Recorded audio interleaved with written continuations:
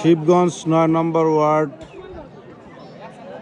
ঘুরঘাটা কেন্দ্রে অবস্থান করতেছেন এক ঝাঁক সেনাবাহিনী অফিসার এবং আমাদের বিএনপি মনোনীত ধানের প্রার্থী মির্জা আলম ভাই।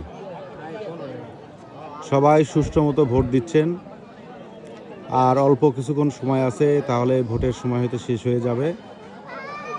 শেষ মুহূর্তে সবাই এখানে অপেক্ষা করতেছে মোটামুটি রেজাল্টের আশায়। সবাই নিজের প্রার্থীকে বিজয়ী দেখতে চায় নিজ চোখে।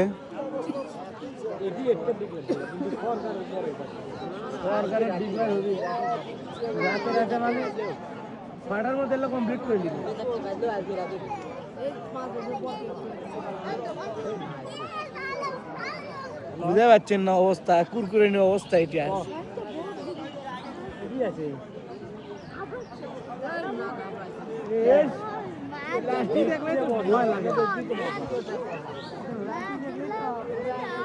সবাই নির্দ্বিধায় ভোট দিয়ে বের হয়ে আসতেছেন।